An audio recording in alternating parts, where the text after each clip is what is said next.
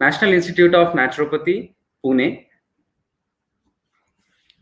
Namaste, good morning, good afternoon, good evening, and greetings of the day to all the naturopathy enthusiasts and Gandhian philosophy enthusiasts who have joined us.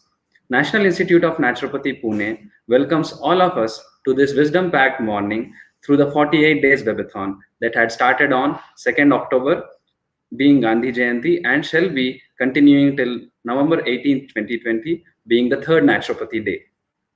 Today is the 32nd webinar of this battery of webinars, and there are still 16 more knowledgeful and insightful webinars lined up, which will be addressed by many eminent speakers and experienced people in the field of naturopathy and Gandhian philosophy. So these 48 days are interactive, and we should remind ourselves that our questions, our queries, our curiosity, howsoever sophisticated or howsoever innocent, can be posted in the YouTube comments and Facebook comment section, which shall be addressed by the speakers at the end of the webinar session.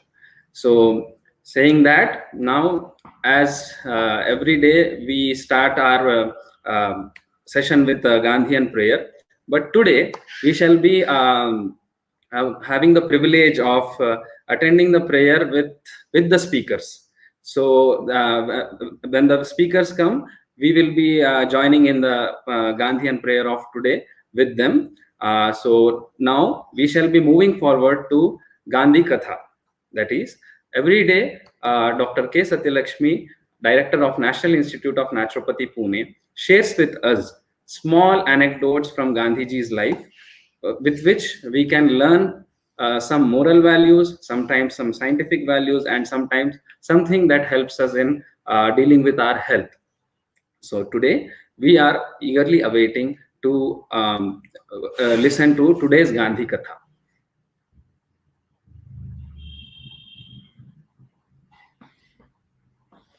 Namaste friends. Welcome to the Katha.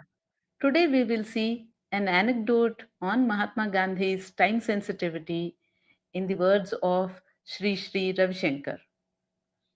When we were growing up as children, we grew with stories of Mahatma Gandhi. I want to tell you about my teacher who is still alive and completed 118 years today. He taught Mahatma Gandhi the scripture Bhagavad Gita when he came back from South Africa. And he was with him for 40 years as his tutor and also as his writer. He used to be the translator and scriptwriter for the southern languages. His name is Pandit Sudhakar Chaturvedi. So he used to tell us the stories or the incidents he had with Mahatma Gandhi. Some of them are not recorded, so you don't find them anywhere in any of these books. So I would like to narrate an incident that has happened to inspire you. Once Mahatma Gandhi and my guru were traveling in a small train uphill to Darjeeling. Darjeeling is a hill station in India, and you have a small train that goes there. It is a narrow gauge train. Now, what happened is that when the train was moving up the hill, somewhere the engine got itself disconnected from the coaches. So the engine went ahead and the coaches started sliding backwards. Just imagine on a big hill terrain, coaches are sliding backwards. What would happen? There was huge panic as people were between life and death. Any moment the coaches could fall off the hill and one would not even find a trace of a bone. It was the Himalayas. So, while there was panic all around, Mahatma Gandhi was dictating letters and he said to my teacher, he used to call him Bangalore. My teacher said, Babu, do you know what is happening? We may not be alive. We are in between life and death. The coaches are moving backwards with nothing to stop it. and it's gaining speed. Do you know what Mahatma Gandhi said then? He said, suppose we get saved, we would have wasted all this time. If we die, we die. But if we are saved, we wasted so much time. So come on, take dictation. That was the response from Mahatma Gandhi. With trembling hands, my teacher took dictation. So, friends, this is the story for today. Thank you for your time. Thank you so much, ma'am. That was really a beautiful anecdote and also a nice insight to start our day with. So that was how Gandhiji was with regards to time. And also, we can say that he was a person who used to romance with the death and also the difficulties he used to face in life. So, yeah, we shall pledge in our hearts that we also try to imbibe these kind of qualities in our day-to-day lives. So now moving forward into this wisdom pack morning, as mentioned, these 48 days Bevathon have been themed around Mahatma Gandhi, the healer, and his views on self-health reliance and other determinants of public health.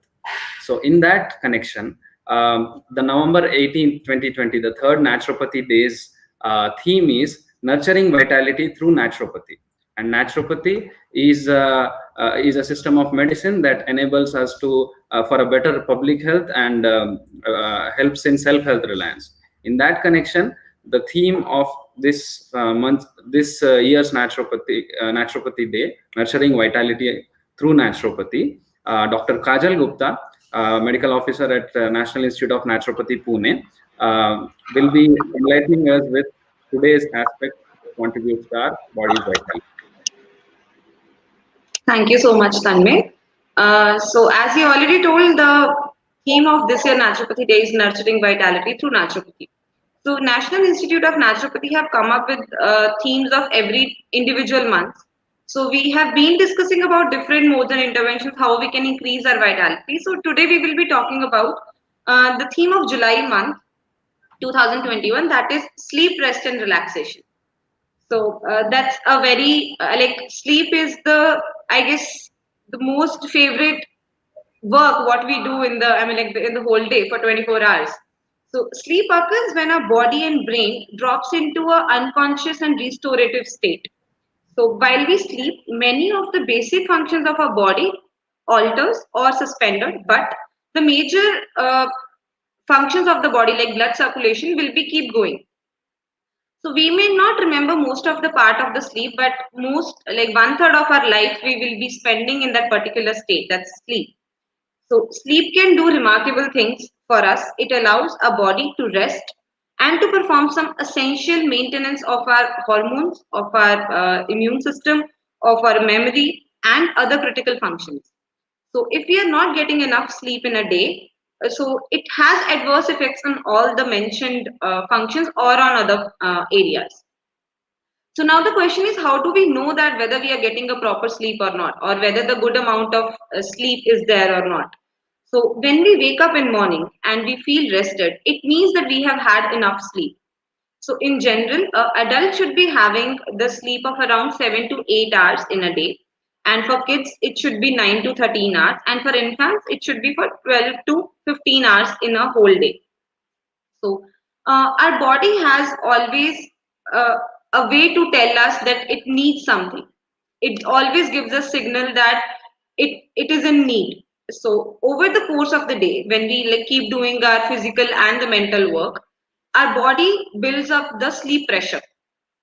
So you may find yourself feeling tired, and once that sense of tiredness is there, that is the body's sign to tell us that we need sleep. So if we are incorporating some of the good habits in the whole day, that will be like it will help us to perform or it will help us to get the good sleep at night. So if we talk about those good habits, it can be the sun bath for at least 30 minutes, which we have already talked in the before sessions.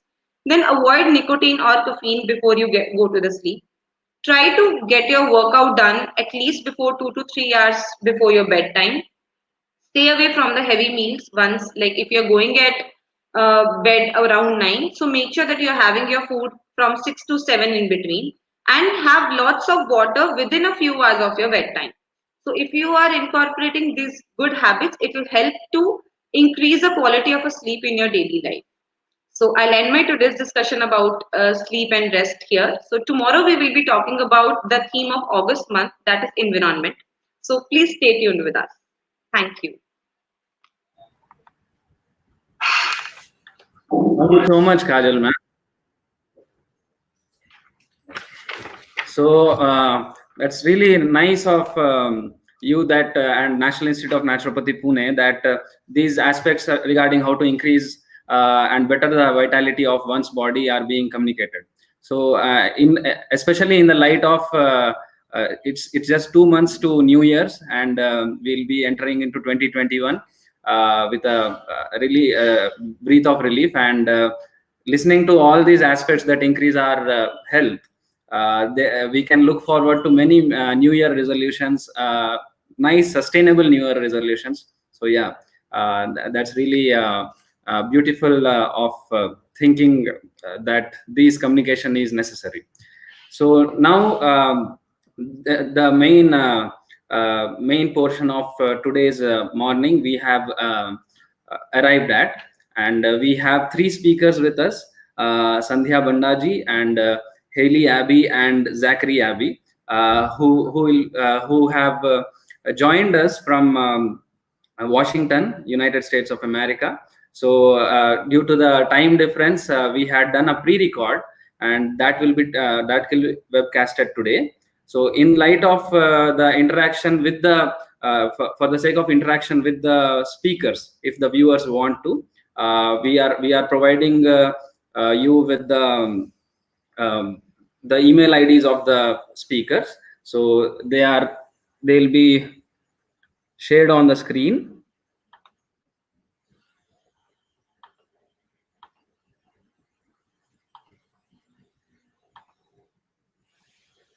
So these are the email IDs of today's speakers of the webinar. And so Sandhya Banda ji has been teaching yoga and meditation at the Ananda Institute of Living Yoga in Washington.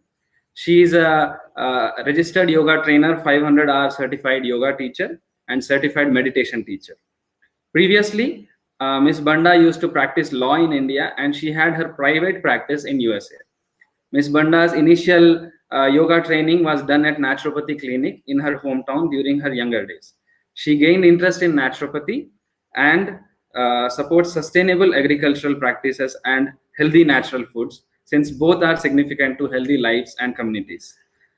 Ms. Banda also has worked towards the sustainability with many farming communities here in India and also in United States.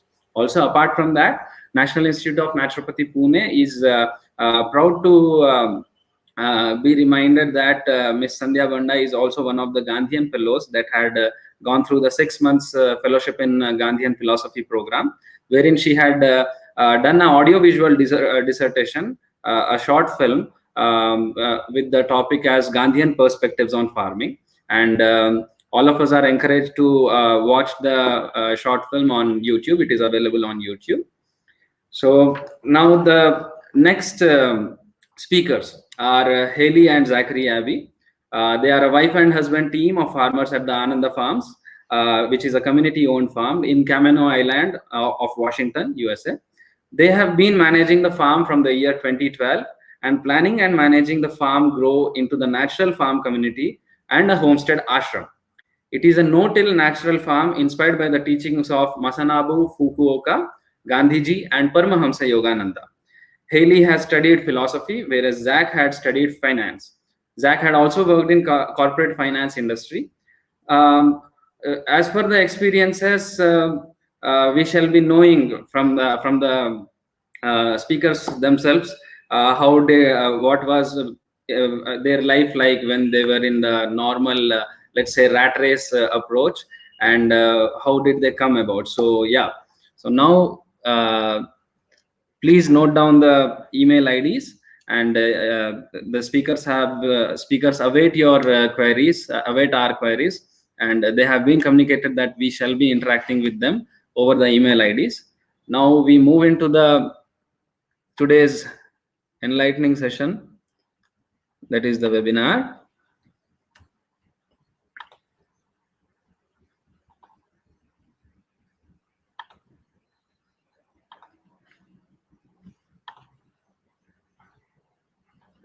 So, hi, ma'am.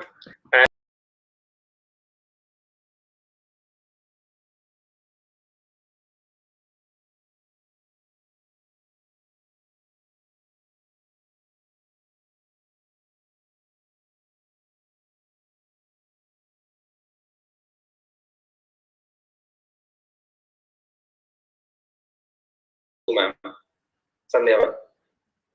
Yeah, yes, we can start with the bhajan and then you can introduce in detail if you need to. Yeah, Yeah, We're going to start with Sri Ram, Jai Ram, Jai Jai Ram. yeah.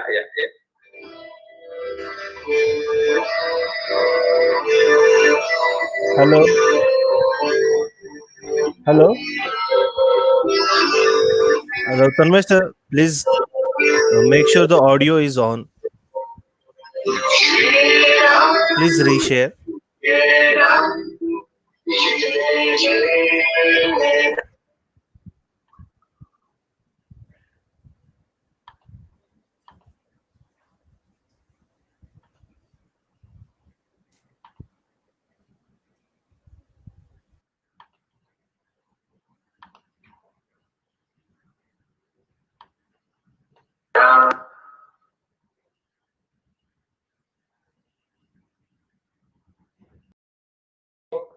Hi, ma'am.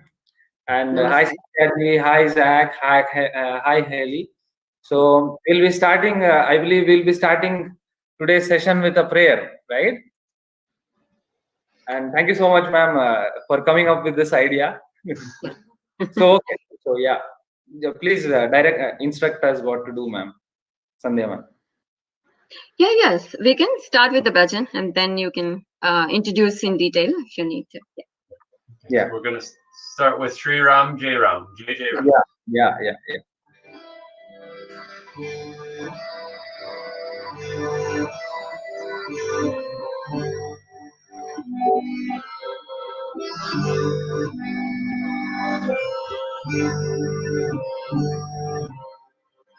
Jai Ram, Jai Ram, Jai Jai Ram. Jai Ram, Jai Ram, Jai Jai Ram. Jai Ram, Jai Ram, Jai Jai Ram. Shri Ram, Jai Ram, Jai Jai Ram. Shri Ram, Jai Ram, Jai Jai Ram. Shri Ram, Jai Ram, Jai Jai Ram.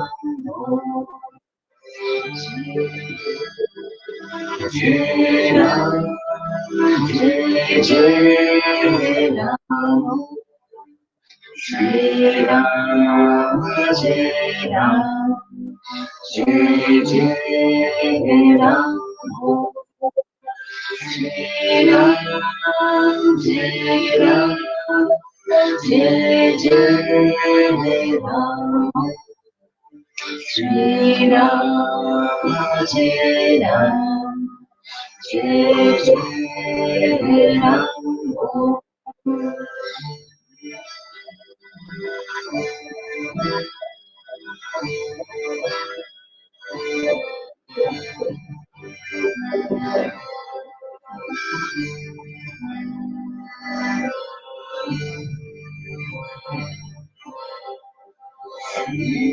Ram, Jai Ram, Jai Jai Ram. Shri Ram, Jai Ram, Jai Jai Ram.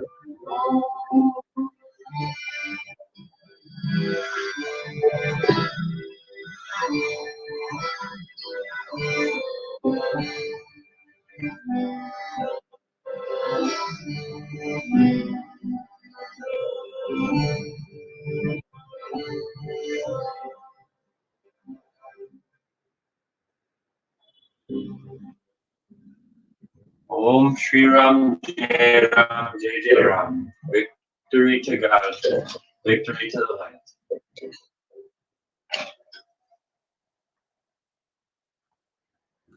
So that was really lovely. And so this 48 days webathon, which is happening, the theme of this webathon is Mahatma Gandhi, his views on self-health reliance and other determinants of public health.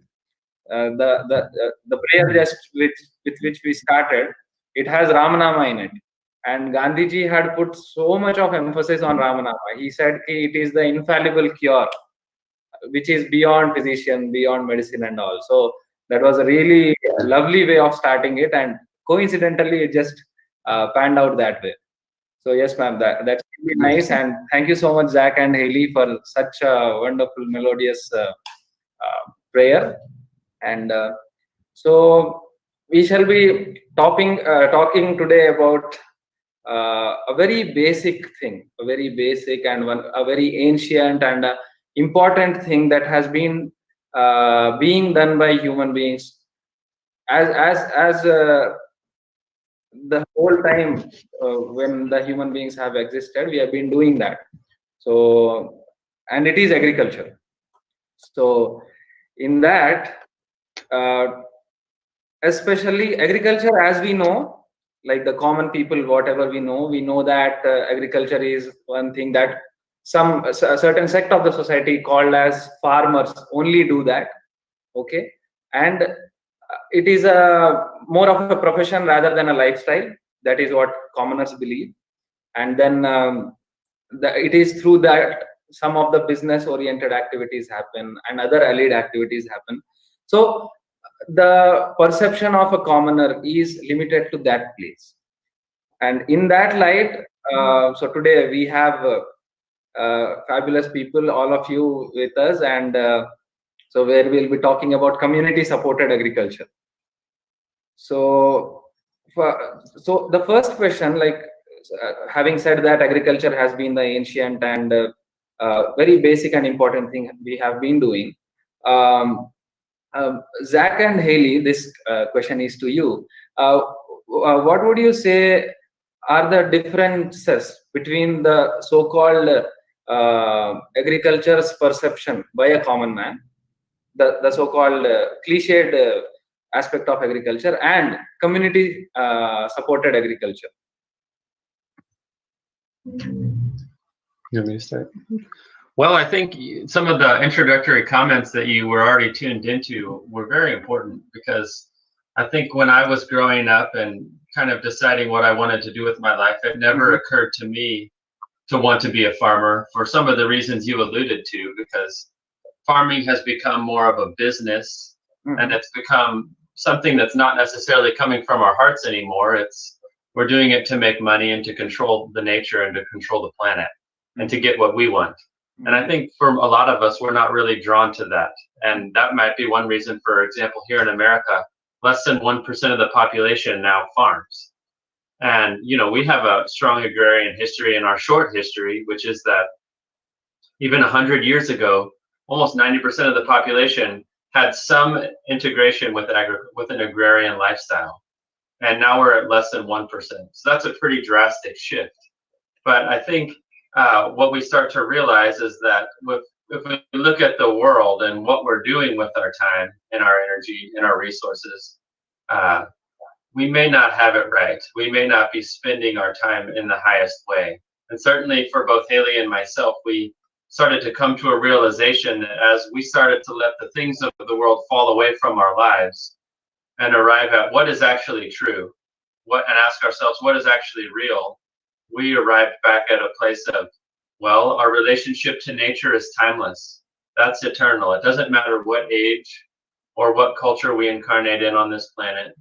We will come back to this fundamental relationship to life and nature. And so for us, that started to become a path with agriculture, where we started to ask, what's the appropriate relationship for us to have with nature inside of ourselves? And how does that manifest outwardly as agriculture? So in a certain sense, agriculture just becomes a reflection of our own consciousness and our own connectivity with the life we share on this planet. So I think when we consider these things truthfully from a heart center, like Gandhi would encourage us to do, and from a place of nonviolence towards life, we arrive at basically a community-oriented agrarian lifestyle. And it's not a business. The business can happen as an aspect of it, but first and foremost, it's our relationship to life. And when we recognize that, we find wealth, we find happiness, we find all these things we think we're looking for in the world and in the cities, and but it's really actually much more simple than the world would have us believe. It's life itself. So you mean to say the community supported agriculture you just have summed up in one word? It's life itself. So Yes. we'll be dissecting it slowly over the conversation. And having listened to Zach, Sandhya ma'am, you being from India, Yes. what are your insights upon agriculture and community community supported agriculture from an Indian point of view, or let's say from the developing countries point of view? Could you please add to that? At least my own personal experience I have seen in like my grandfather's time. He was a farmer. So I remember visiting the village and spending a lot of time with my grandparents. It's a small community. It's a small village, right? So it's not like both of you alluded to it and mentioned it. It was not like a business. It was actually more like a lifestyle. So, and also it's like in cooperation with each other. So each one has a certain role in the village and everybody was fulfilling their role. Of course, doesn't mean that it was perfect village and everybody was in a perfect place. But I think they are doing the best in those circumstances and they didn't have all the modern comforts. But I remembered seeing every day it was done with so much passion by everyone. Even one farm, if there is a harvest, the entire village used to come and participate in the harvesting on single farm. So it was like in cooperative living also, right? And there is a carpenter who is doing his job, and there are few farmers, everybody is doing their job. So, and even mostly the exchange is not for money, but I think it's mostly exchanged in goods and services. So that's what I remembered. But then growing up in towns and getting this education, like I have to probably put that in quotes. So that's totally took me a different path, definitely, because I was more looking at, oh, what should I become, a lawyer, engineer, or doctor? You know, that's how the systems are. I wasn't really looking at the farming, and I didn't give any importance. Oh, okay, there, we have to be farming or we should go back to the farm. Nothing was like in my radar when I was studying and like growing up. My was single focus to become a lawyer. That's it. So, but I was even actually when even in school, I remember I can even recall because some of my friends, their fathers are doctors or engineers or something.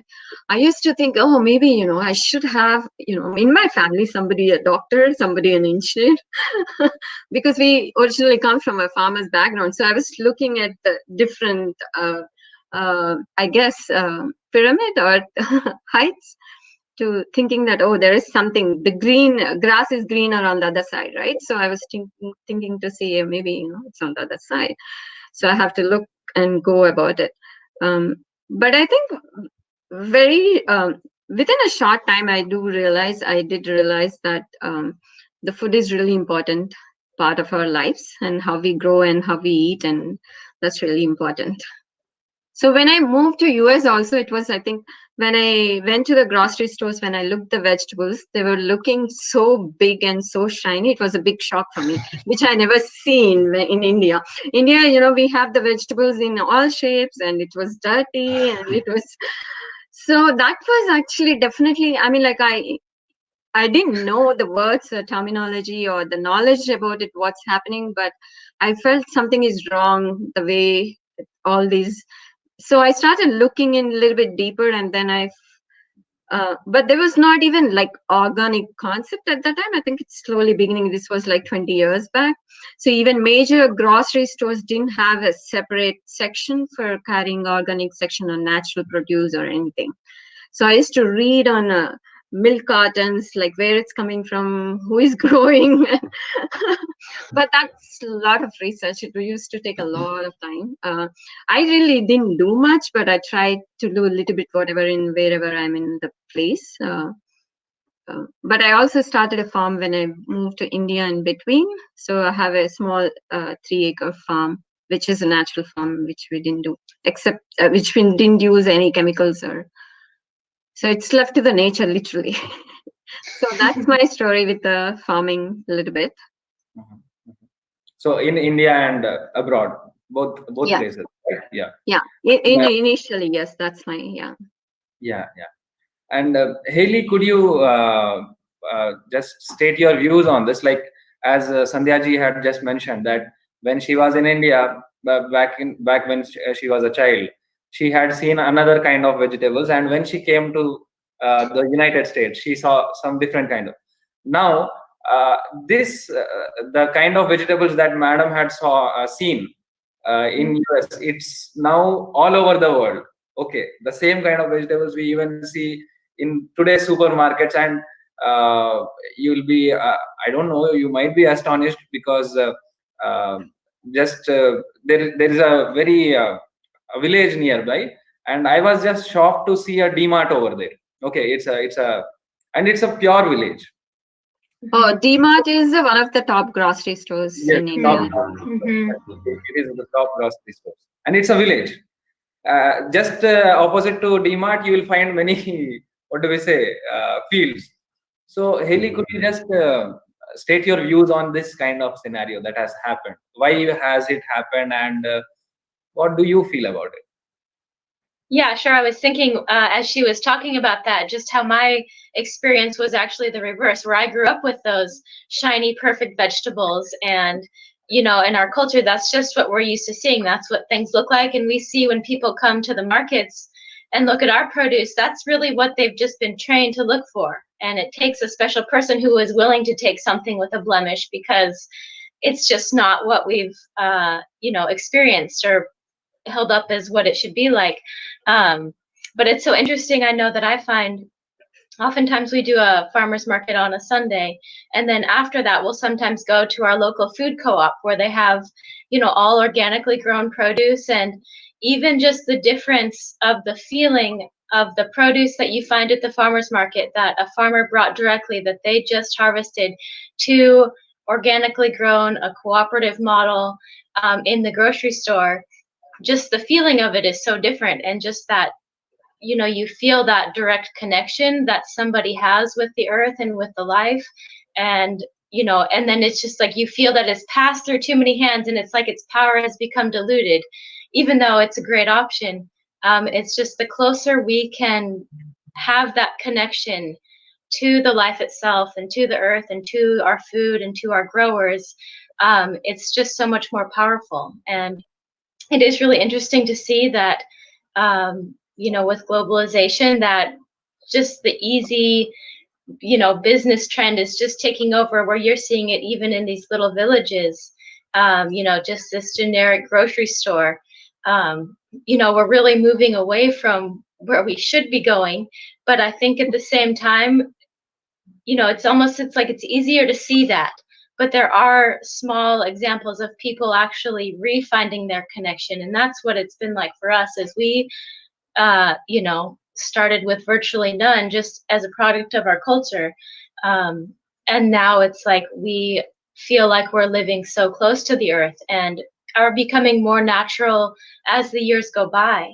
Our original inspiration for us to start living this way came from Zach and I living in the high country in the Sierra Mountains, just living outside full time, during the nice season, and just feeling like, wow, this is something that is really feeding us on a soul level, and we should go more in this direction. And so we've come to the farm, and just every year more things start to fall away, like Zach was talking about. And it's just so much more natural and easy to choose the things that are natural to us, just through living them without having to force anything. It's just like, okay, I just want to eat the food that we're growing. I don't want things that have to come from somewhere else. And you actually feel the difference just in yourself from that, more direct connection. So I think that, small examples are really, and us just living it in ourselves is really the most powerful thing we can do to help reestablish this connection between people and nature and life. And that's what we're really committed to, is just living it as purely as we can in ourselves, and knowing that people will find us, people will find inspiration, and we don't have to go out and try to tell everyone. Our job is just to live it as much as we can inside ourselves. Yeah, very nicely put up, ma'am. And as Gandhiji himself says, be the change you want to see in the world.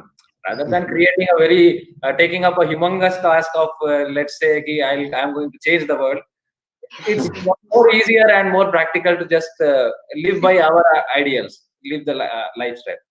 And having listened to what Hailey had said, so Zach, do you believe that if we don't, because she has said that even the term organic is a business tactic. Okay, so in that manner, do you believe there will be significant developments if we call agriculture not as agriculture, rather than if we call it as growing food? I grow food. If we start calling it that way, do you believe it will make more sense and put a lot of positivity into our on the tables and in our lives? That's an interesting question. I never thought of anything like that. I think this is a good space to think of now. So we are all here.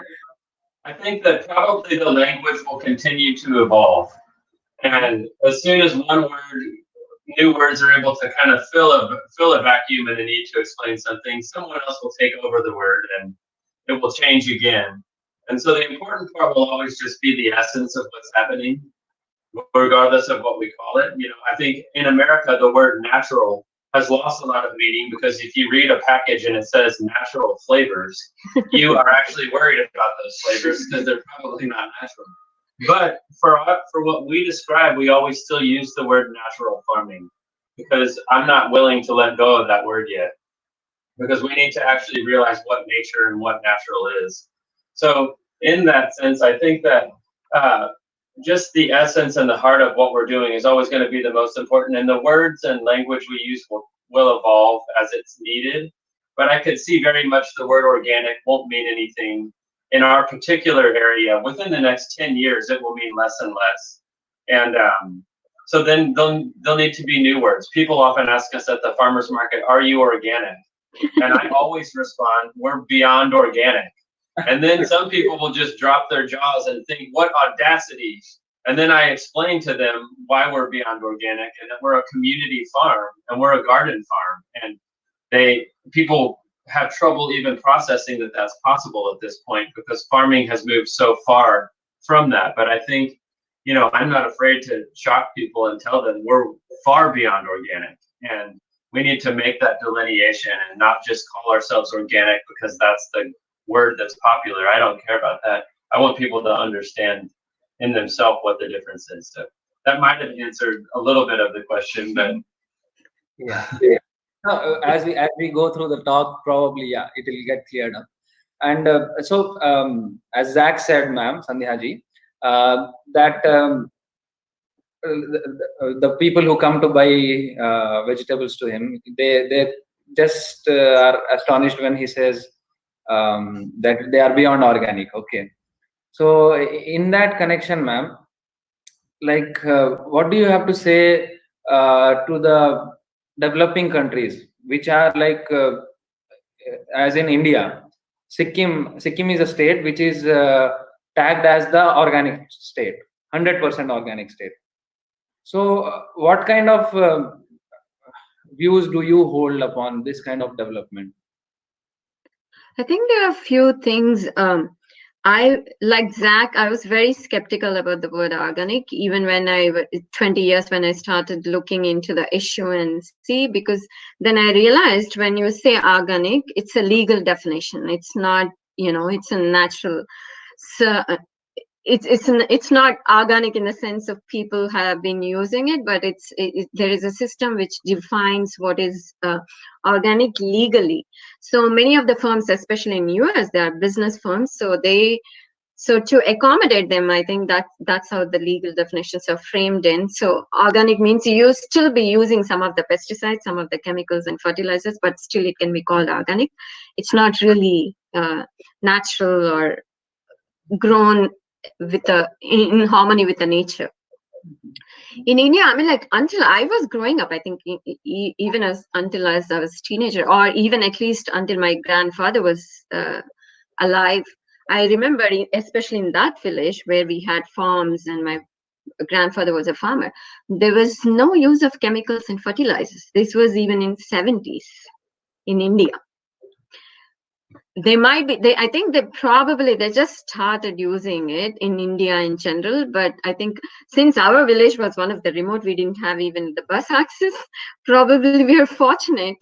We didn't see chemicals or fertilizers. So it was a very natural ecosystem they have been using. I remember my grandfather used to collect all the compost material, right? Whatever the farm waste, that's what the modern way we call it, and it's been collected and then let it compost and then reuse for the farm to enrich the soil and things like that. So we have, even in India, we have to be really careful when we say organic, I think, because now the fertilizers and the chemicals are everywhere, the stores are everywhere, even in remote villages, and that's why we have seen because the impact of the use of chemicals and fertilizers and the loss of biodiversity and a lot of lands and farms becoming very dry and soil erosions, and we are also moved to the commercial crops in India. So all those factors, I think, moved us to the situation where we are now. We have been seeing last decade, there are so many farmer suicides.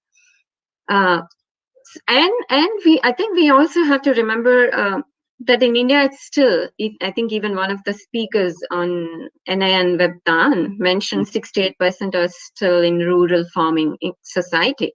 So we are not unlike US, right? We still attached to our farms or attached to our villages. So I think it's really high time where we can rethink those processes and then to go back to our roots, if that's possible. Even Gandhiji he worked in a freedom movement. He worked as a lawyer and then in a freedom movement. Finally, where did he go? He went in 1930s middle to a remote village and established Sevagram. Why did he do that? Because that's essential to our economy, especially in Indian context. I think that's really important to build those self-reliant communities. Sevagram is, I think it's we can look at it as one of the laboratories. As Hailey was saying, we can only show as an example for the world to follow. So even Vinobaji's Ponar Ashram, so they have done whatever the experiments they could do. Like they planted trees. I mean, like Gandhiji planted trees at that time, which is still now 100 years back, right? So with that vision, I mean, like if we could follow, if we can take steps like that, even for a developing country, it doesn't matter. I think if we go back to the self-reliant, sustainable, smaller communities, I think that's the solution. We have been seeing even in US at least last 5 years or 10 years, especially last 4 years, also climate change and all those issues. Top-down approach is not really working. So it's ultimately the communities and within each region, they are the ones who are really solving the local problems. So I think that's the way to move forward. At least that's my personal opinion. Yes. So yeah, as Hailey had mentioned, that there are small examples wherein things are happening brightly, at the bright side. Right. And one such is the farm which you are already monitoring. So Hailey, could you please? I'm not monitoring. I'm only volunteer. So I just want to correct that. Yeah, okay. So Hailey, could you walk us through where your farm is, where the farm is located, and how is it, and how big is it, and could you just give us a mental image? Sure, I can do a little bit, and I'll turn it over to Zach also. We also have like a little 4-minute video of the farm.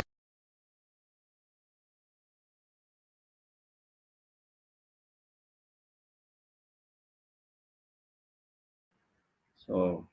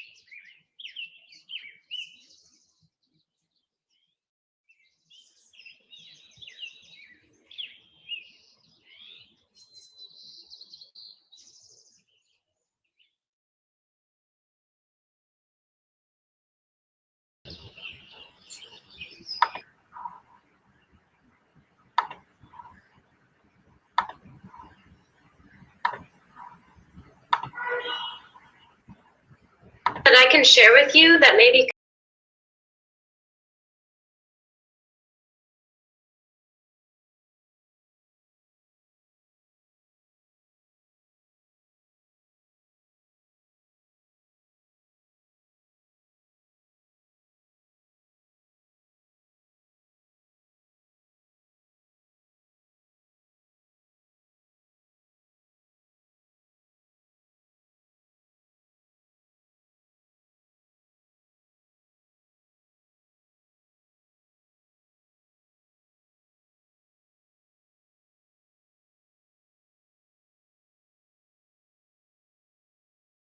gardens. They're like orchard gardens, and again, I'll let Zach talk a little more about that. But the farm itself has 2 houses on it, and so there's about 12 of us right now that live here and work on the farm and just work the land, help to feed each other, do canning, candles, we make medicine.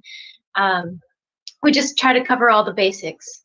And then I'll let Zach talk more about how we've set up the gardens. Yeah. Yes. Yeah. So with the gardens, I think we've been extremely inspired by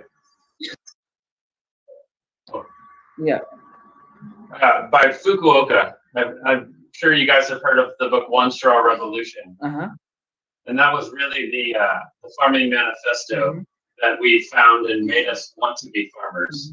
And so we've just grown it very naturally, season by season. One thing we avoided was unnecessary expenditures from the beginning and not taking on debt that was not going to be beneficial to our bottom line in the end. So we just try to do everything in a very universal way and ask, how do we build soil the way nature would? How do we expand life the way nature would? And so every year the gardens get bigger and we add new gardens and we plant more trees. And I would say we have at least a handful of acres now of food forest style gardening. We're able to cultivate vegetables as an understory to the fruit tree and to the other deciduous trees. And we have a lot of animals that all have their own purposes and roles within that model.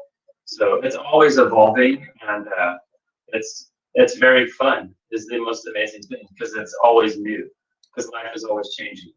So one thing that we've known from the beginning, we didn't start with premium agricultural land as you might look at it. We started with somewhere that had very sandy soil with very little fertility in it, but we knew that with nature we could build soil just by tuning in and bringing in more organic material. So we've never used a tractor. We've always just added and built gardens and just tried to follow the example of nature, where every year she drops her leaves and organic material lays down. And so that's just been how we've built the gardens, is just really with the spirit of giving. That's something Zach has talked about from the very beginning. If we can give to the soil and feed it, then everything will move from that point. So we're always really focused on, in our growing, just feeding the life in the soil and knowing that nature knows what to do. We do very little, in a sense, with the plants. They do everything. We have a small role to play, and it's important, but we try not to put ourselves on too high a pedestal in this process. Yeah, that's very humble of you, Hailey, and that's real. That's really one thing which we all can inculcate. That is, nature already knows what to do. We just have to give it a nudge here and there, because we also need to do something, right? Or else we'll get bored. That's it. Yeah. I think we need to step away. I think that's what we need to do. Yeah. So, Zach, could you just introduce us with what typical activities, year-round activities that happen, like from the day 1 of year to day 365? How does that go about? Like the whole logistics and all. Where do you sell them? How does the business go about? How is it all economically sustained? Could you please? Yeah, I think that's a great question, because one of the most fun aspects when our lifestyle kind of shifted back towards this natural rhythm was that our life started being with the seasons again. And so it's very tangible. We don't just do the same things every day all year. It changes very much with what is happening in nature. And so right now what we just experienced was our transition from summer into fall. And it was very tangible because, for one, our markets ended, our farmers markets, which we do all summer. And so our energy now, where it's been harvesting and going out to be with the greater community and to serve everyone out away from the farm, it's now been coming back into the farm. And we're able to now be home and working on the projects here that are going to enable us to grow the village from within itself. And so we're building a lot of things right now. We're putting the gardens to bed. We're making the plans for the winter and all the things we hope to get done. Because one thing that happens during the growing season is that you start to make all your to-do lists and you can't get to them while you're in the middle of planting and harvesting and marketing. So those things kind of get pushed into the next season. So it's interesting how nature will really guide exactly the activities we should do at the time of year that it's appropriate. And so, for example, at the beginning of the year, we're starting to get our seeds ready. And so everything has been dormant. So we can pull our trees, our little fruit trees that are in our nurseries, out of the ground because they're asleep. And we can move them around and we can start to give them to friends. We can plant them all around the farm. We get our seeds out, we start seeding. And just the beginning of life starts to come back up again and rise. And so with that, you kind of feel it. We go from a more inward place in ourselves. We start to expand and open up again a little bit to become more outward in the summertime. And so that rhythm is just very much becomes a part of our life. And we realize how natural it is in the winter to have an inwardly more meditative consciousness. And in the summertime, we expand all life with all life. We are friends with everyone. We're always in the community. And so that for us means 3 farmers markets a week and a 4th one at our meditation temple. Plus Saturdays is always our open day on the farm. So we're always open to the public to come, because one aspect is sharing the produce, but the other is the educational side of inviting people to come and experience what our lifestyle is like by visiting us and being with us. And so they can take farm walks and visit the animals and explore the gardens, and we can talk to them about natural farming and Gandhian principles and why we're doing this, so they understand. And I think in the end, that becomes the biggest impact, is that people realize there's a group of us who've chosen this for our own lives and are committed to living together cooperatively to create this. And I think for a lot of people, at least in the West, we didn't even know that was possible anymore. So it has a very powerful, it's like a little seed village from which many seeds can grow and expand from it. So I think it's the greatest blessing to be able to do that. And the financial aspect, Zach, the money, the important. And also, Zach, you can talk about the community ownership, right? How the farm is owned by the community. And also the resources. And this is a great question. Yeah. Yeah. It's a unique model in a sense, because it was initiated by a group of about 20 investors, which were all people from our meditation community, who we had our own little 2008 hiccup in our economy here, where retirement plans started to become unstable, and we weren't sure what was going to happen. And at that moment, a number of people who were, Hailey's mom being one of them, who were in the 60s and 70s age range, started to pool their resources with the idea of buying land in the country, just like Gandhi encouraged, and just like our guru Yogananda encouraged, to buy land in the country and to live self-reliant lives and to create a holistic model. And so about 20 people pooled the money, but they didn't have the energy or the youth to start the farm. And so at the same time that they were compiling the resources and had the life experience to do that, we were coming along with lots of energy and inspiration to live that lifestyle. And so from that, you have this really nice fusion of generations supporting each other. So we were able to start the farm without having to incur personal debt to do so. And I think in that model, then, we have a whole community that supports and loves this place and wants it to thrive, because we recognize it's not just about my retirement plan, it's about a plan for life that is going to extend for generations into the future. So that's how it began. And then the interesting thing about the financial side of it is that our focus has always been on the holistic model itself and redefining wealth in our own life. And so one thing Hailey said is that as we've been able to produce all the things that we need, everything from milk to eggs to toothpaste and deodorant, everything we need, candles, everything can come from the farm itself, from this model. Then we realize we are the wealthy ones. We may not have the biggest checkbooks, but we actually have everything we need. And how many people can say that? So my personal experience was I have a degree in finance, and I worked in corporate finance before starting this. And I had lots of money and no happiness. And so at one point I had a quarter life crisis, and I started asking God, what do you want me to do with my life? And gradually for both of us, this is what God showed us to do. This is the direction forward for us, and I think for many more people. So as we redefine wealth, then we see that this model really does work even in today's world. And we're able to pay all of our bills. We still have taxes. We still have bills just like everyone else. But when our priority for our individual life is not just money oriented, we can pay the bills we need to, and we can reinvest our profits back into the model itself, and the model can grow.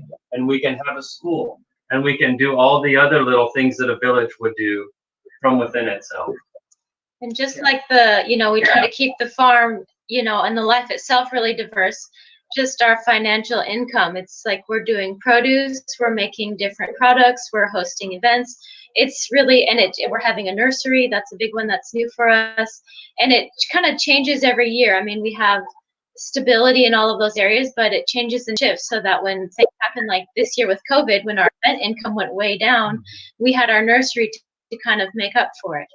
And just like Zach was saying, we are able to provide so much of our own basic needs that to live here, it doesn't cost a lot of money. So people don't need a lot. So we don't have to pay ourselves hardly anything because we're already covering all of the things that we actually need. So that allows us to just then, when income comes into the farm, we're able to reinvest it in the farm and in the life here itself, rather than having a huge payroll just to, pay people to all the things that we're just able to produce. So it's just more direct that way. Yeah. Thank you so much, Zach and Hailey. So as Sandhya ma'am, so this question is to you. As Zach just said that he was a financier before, and then he got that aha moment, and both of them Hailey. And so you have also been a lawyer. And so what was that aha moment for you, and why did that happen, and how did you come in association with Zach and Hailey? Yes, I think as I was saying, I'm coming from a farmers community. I think some part of me is always connected to that. And also since I have some very good friends in India who have been part of the farming community as well as naturopathy. So there is a good combination of, the physical health, the soil health, and the environment. So how both are interrelated. So I had that. So I had those mentors, I guess. So once again, I also happened to read when I moved to India, One Straw Revolution. So that and my friends inspired me to start a farm. So in India, I started the farm. But I'm not really, I think technically, I wouldn't be calling myself as a farmer. I was just in a blind spot. I went and planted a lot of mixed fruit trees and local neem trees and all those. And then maybe first 1 year or 2 years, first beginning years, couple of years, with that initial beginner's enthusiasm. So I try to do a little bit of, working with tinkering the farm more than anything. But then by necessity and by chance, since we had to move back, so I didn't really do much with the farm. So I left it to the nature. Now I think that's the other thing. I just wanted to really able to show that or say that there is a longer rhythm to life. I think most of that, when you are especially saying developing country, we have to develop and we have to do so many things. we have to earn income and things like that. I think we are very short-sighted. So even that's the truth about the farm to natural farm.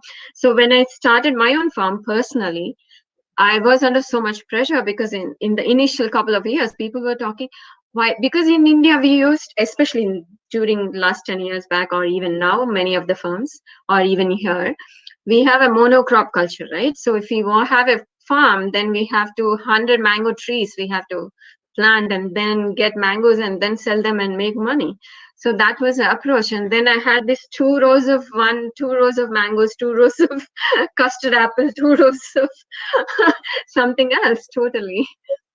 So I had to make that conscious choice and decisions. Okay, let the nature work with it and see what happens. And we didn't have much water resource too in the farm, but then we had to take a little bit of care, not totally left to the nature, but at least a little bit, make sure that they get a little bit of water every season, especially the summers. But it's mostly relied on water, the rain water. It's not much of a groundwater there in the farm. But after 10 years or 9 to 10 years, I can see that now they're flourishing. So we get some delicious, nutritious fruits, and there is a life around it, like butterflies you can see, and I don't know. I mean, like even peacocks. So I mean, how do you measure that in money, right? So that's one aspect of it.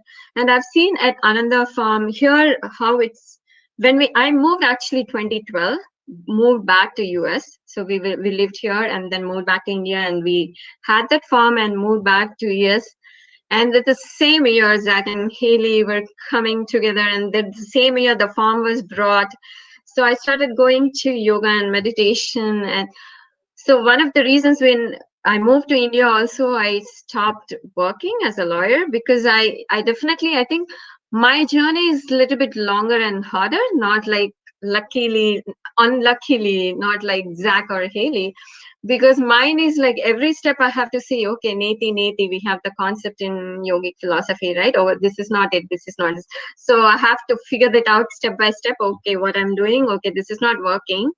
So as a lawyer, as a busy 24 hours working, I said, no, this is not the way to live.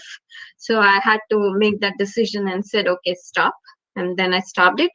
But then I didn't really think about what should be the one which I should be doing. So initially I thought maybe I should be socially active. So when I moved to India, I tried to look into different causes and see, but that is also not fulfilling, because we are also stopping at the first step. Awareness is okay. When we bring about the awareness of the issues, that's helpful. But I think in the process of conversations with my friends and as working on the field, I realized actually the root cause is unless until we change our consciousness, nothing will really change. And the change in consciousness will happen only, at least for me, my experience and what I've seen around me, is that through yoga. And see, I think that's how I started going back to my roots. Though I've been doing yoga for a long time, but the yoga and meditation are the ones. So that's how I started going. And then it's the same year, the Ananda Farm has come into existing. So I was there in the first day one, and I saw what Hailey was saying. It was it's all sandy soil. There was hardly anything. There was a small patch of lavender. So the past 7 years or 8 years, they worked very hard. I mean, like they say, we let the nature work, but it's a hard work. It's not as simple, and I've seen every season they put up so much dedication and commitment. So I most of the time I go as volunteer to whatever I can do, a little bit. It's not much, actually, to be frank.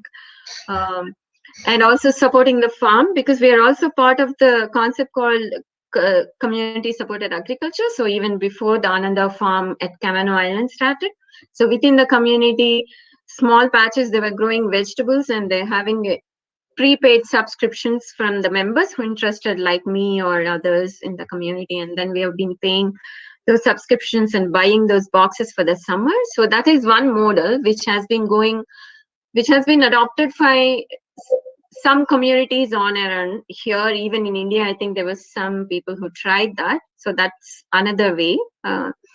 So that's how we got into touch. And the other aspect I really liked about Zach and Hailey and in the farm at Ananda Farm was that in the beginning, especially, it's a very small team.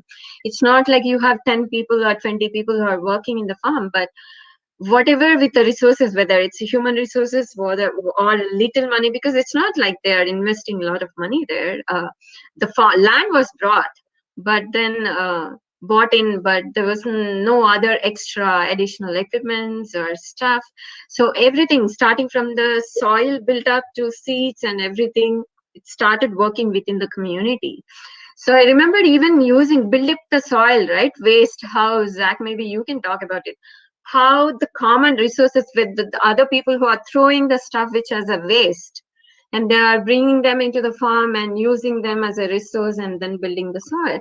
So what Gandhi talked about it also, right? There is nothing waste in this nature, and they've been using that as a resource. So it's been an amazing experience. So I feel like, I hope, at least in India, I mean, like, it doesn't matter where we are, because I'm living in a city, they are living on a farm and an island, but I'm still finding my role. How can I get involved, and how can I get connected with the food, with the farm, with the nature environment? Because all these, how can we find that in harmony within us and also around us, right? So ultimately that will bring the peace, what Gandhi talked about. Non-violence is the other way of saying is, how do we live peacefully and in harmonious? Yeah. Thank you. Beautiful. Probably I went blah blah blah. But No, that was awesome. That was really awesome. That was really awesome. Hailey, this question is to you. So normally, whenever we do prayer or like, let's say, spiritual gatherings, we do that in a community basis, right? So what are your views on how community farming impacts our social well-being as a what do we say? Not just personal people at the individual level, but at the social level. What are your views on that? And have you observed any changes between the community before the farm and after the farm? Please. I might see if he wants to answer too.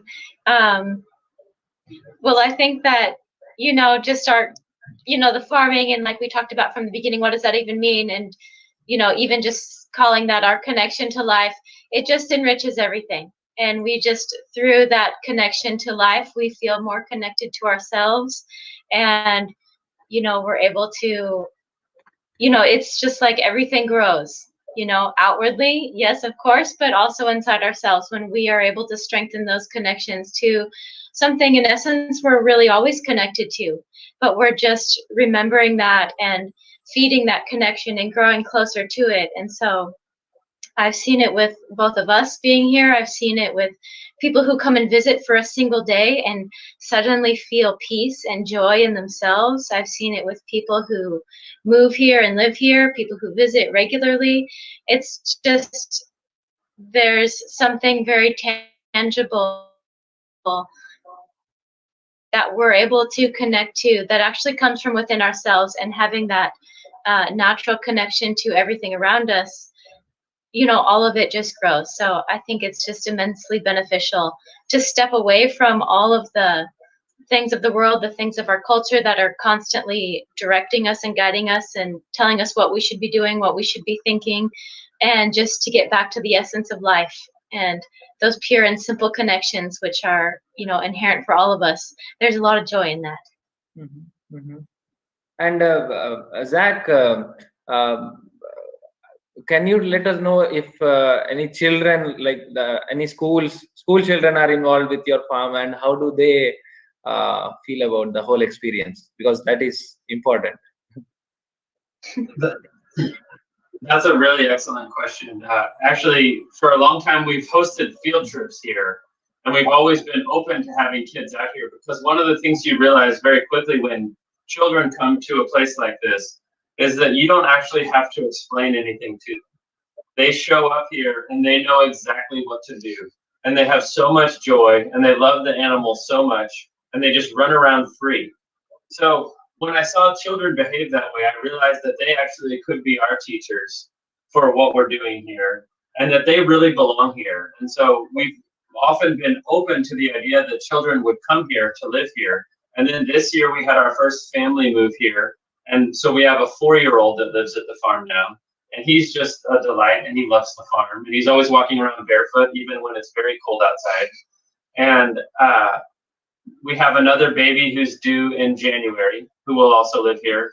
So I think we just see very much how it can also just become a natural expansion, that when we start with just a few people and we grow very naturally, the next step will just to have the next generation coming, and for us to have a little educational model of how to live school would be very much just the natural thing that would come next. So I think we're all looking forward to that, but we realize we also can't force it, that we'll need it to just happen at the right time, and we all feel confident and have faith in that process. So it's exciting, and I think it helps us to have the little people and the elders both around, because when it's multi-generational, then everybody has a purpose and everything is whole. But if we're missing any of those parts, you see how it can be out of balance a little bit. So So it is clearly evident that the whole community supported agriculture rightly contributes to social well-being. But now,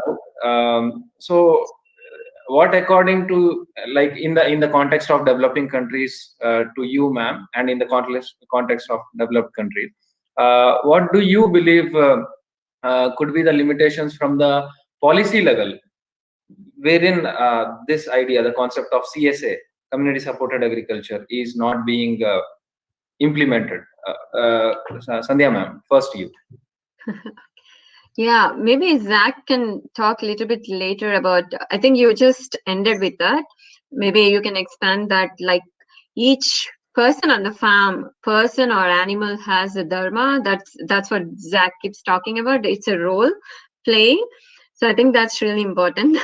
Like each of us can contribute. I think when I look at Ananda Farm, there are few things which comes into my mind, right? Which we can do anywhere. It doesn't matter. I think we also should not be stuck in the definitions of developing country, developed country, and all that. I think it's where right now even Hailey was talking about the wealth, right? The concept of how do you redefining the wealth and all that. So maybe if we redefine that even for India, I think it doesn't matter where you are, and especially in the context of we have still 68% is in rural farming communities. I think it's a great opportunity for us to really connect with it and then go back to nature. And then see, one of the, I think, very simple example I can say, see, even in my grandfather's times, or the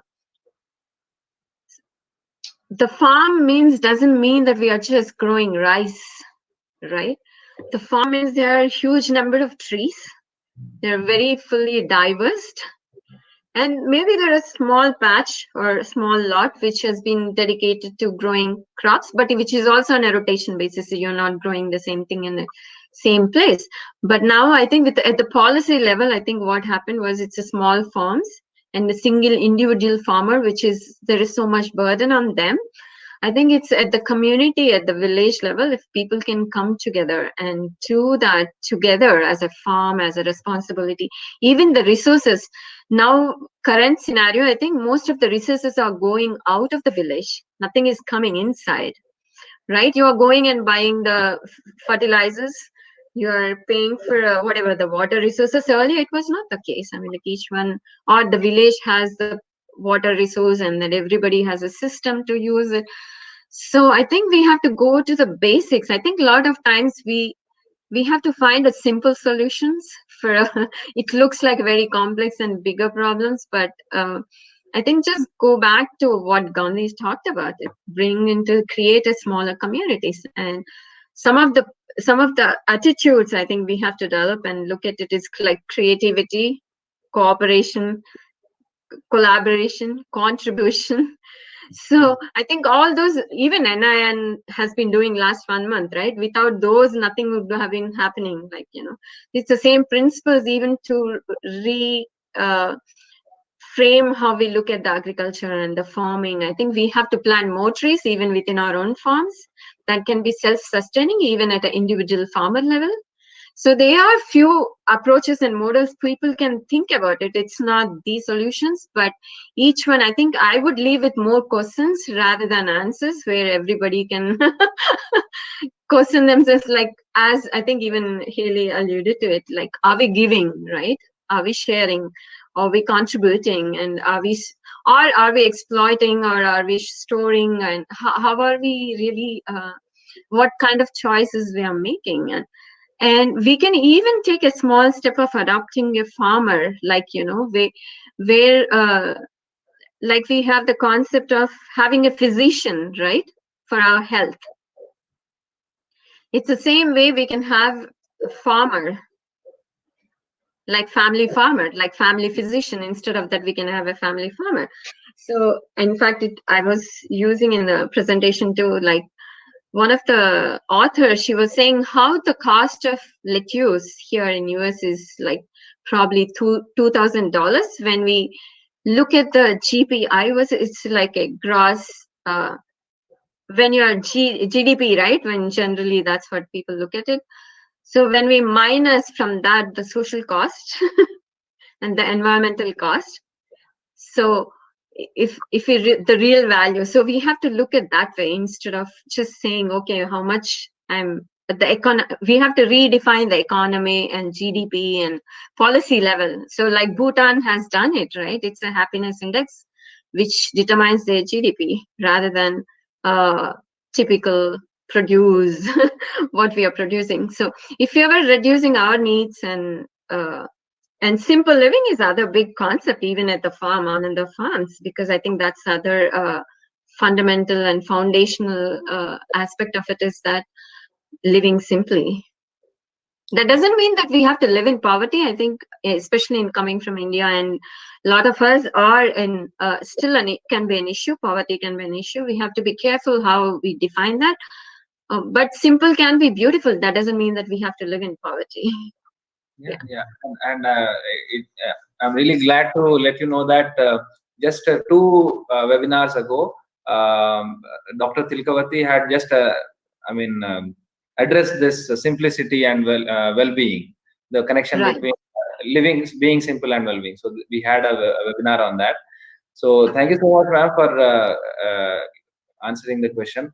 Now over to Zach and Hailey, the same question. That is, what could be the limitations from the policy level in, let's say, United States or similar countries?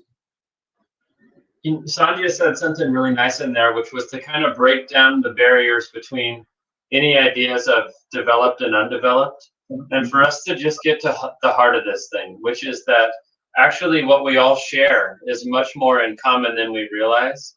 And so what our experience has been is that when we do this from within ourselves, the policies don't even matter, because we just need to start small and just start with the seeds. And nobody can tell us to do that or not to do that. It's from within us. And so I think that there will be policy shifts. There will be those things that happen. But I think probably they need to happen naturally as an expansion of what's actually already going on. And so as there are little farms here and there, and little villages resprouting where we really need them, I think the policies can come. But the point has to be that we all tune in globally to this universal understanding of the basics and the essence of life. And so that, as far as I can tell, has to come from within each heart, each individual. It's just not going to come from the outside in. And so I think, Sandhya, and you also just mentioned this idea of simple living. The other aspect that really ties this together is the high ideals of life. Because we have to understand the Vedanta. We have to know where we're going. What's the point of all this? And why are we doing this? And what are we doing here? And so when we ask those questions, we arrive at nothing else except what India teaches us: self-realization. Yoga is the concept of union with life. And so to us, there's no separation. Our simplicity of our life with nature, that is yoga. That is self-realization. And the more we grow into that from within ourselves, no policy can stop us, and no policy will make it happen. We make the policy. It's called yoga is for everyone. And yoga is different for everyone. It doesn't mean we all do asana. It means that we realize that the heart of life is union and that we're all one. And so when we have that ideal and we have the willingness to live simply, everything else falls in place. So for us, we have an ashram. That's what this place is. And that's why it works at its core, is because the people here have chosen to try to transcend their own egos. When we want to make the choice to transcend our egos, we work together. Everything becomes yoga. And we can do what we need to do to take the world in the right direction.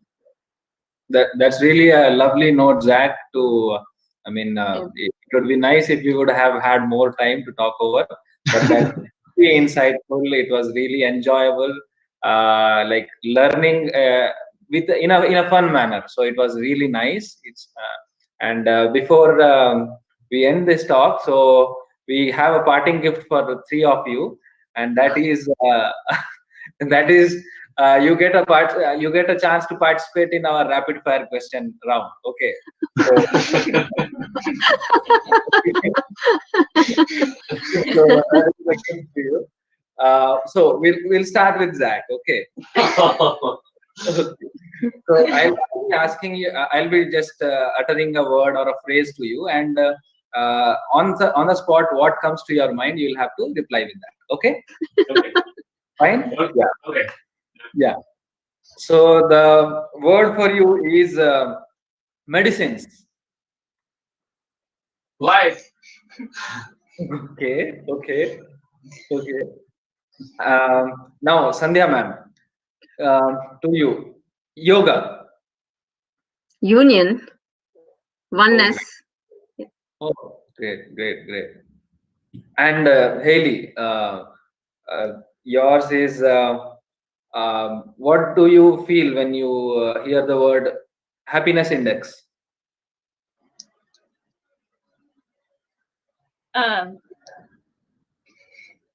Joy. Okay. So that was really nice, and thank you so much for being such a sport to all three of you. My applauses to all of you, and namaste, and all of you have a great day, and we will be.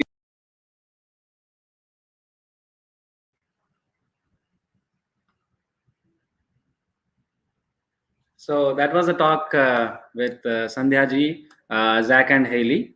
So we'll be sharing the email IDs once more, just so that any one of us, if we have any queries regarding anything that they talked about. So Sandhya ma'am's email ID is ram_sandy@yahoo.com. Please mind the underscore over there, ram_sandy. And then Hailey's email ID is hailey@anandafarms.com, and Zachary's is zach@anandafarms.com. So the speakers have already been communicated, and they await our queries, our questions to them. So please make use of this opportunity. Now, as every day, we move towards the next session, that is the explanation of an aspect about vitality in Hindi language. So we welcome Dr. Kajal Gupta once again. नमस्कार। तो आज हम बहुत ही विशेष विषय के बारे में बात करेंगे, जो है नींद, आराम और विश्राम। ये जुलाई मास का विषय है। नींद हमारे शरीर को तब आती है जब हमारा शरीर और दिमाग एक असंयमित और आराम की स्थिति में चला जाता है।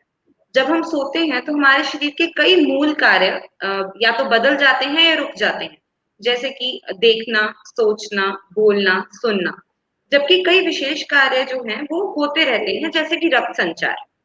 हमें अपनी नींद के समय याद तो नहीं रहता कि मतलब लाइक वो जो टाइम है, वो जो समय है, वो हमें याद नहीं रहता, पर हमारे जीवन का 1/3 हिस्सा हम उसी मतलब नींद के हिस्से में ही बिताते हैं।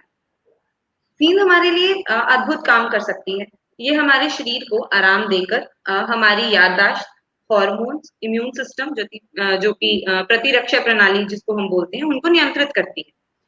अगर हमारी नींद सही मात्रा में पूरी नहीं होती तो इन सभी प्रणालियों पर गलत प्रभाव पड़ सकता है।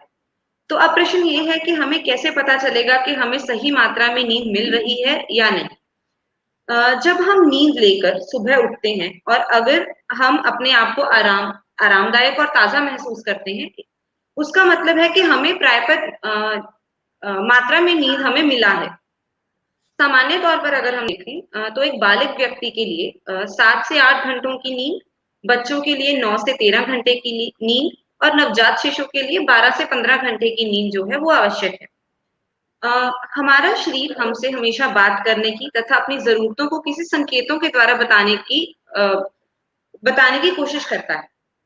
पूरा दिन शारीरिक और मानसिक तौर पर काम करने के बाद हमारे ऊपर, हमारे शरीर पर एक नींद का दबाव बन जाता है और हमें थकावट महसूस होने लगती है। ये जो थकावट का भाव है, ये जो थकावट की फीलिंग है, यही हमारे शरीर का संकेत है बताने के लिए कि हमें अभी नींद की आवश्यकता है। अगर हम अपने दिनचर्या के दौरान कुछ अच्छी आदतों को अपनाएं तो वो हमारी नींद की गुणवत्ता को बढ़ा सकते हैं। जैसे कि दिन में कम से कम आधा घंटा सूर्य स्नान लें, निकोटीन और कैफीन यानी चाय या कॉफी से परहेज करें, सोने से 2 से 3 घंटे पहले अपनी शारीरिक गतिविधि को करें, सोने से पहले पेट भर खाने का परहेज करें और सोने के टाइम पे या सोने के कुछ समय पहले ज्यादा से ज्यादा पानी पिए। तो इन सब आदतों के दौरान अगर हम अपनी दिनचर्या में इनको लेकर आते हैं तो हमारी नींद की जो गुणवत्ता है वो बढ़ सकती है।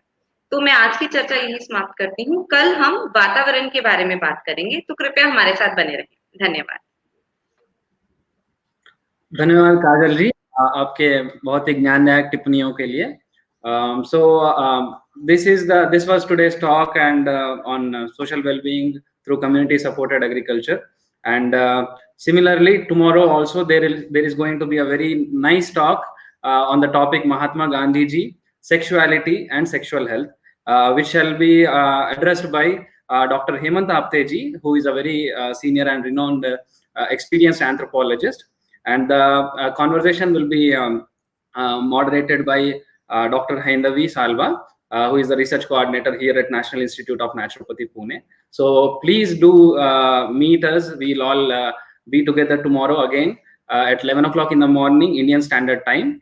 And until then, saying that self-reliance is only possible through self-health reliance.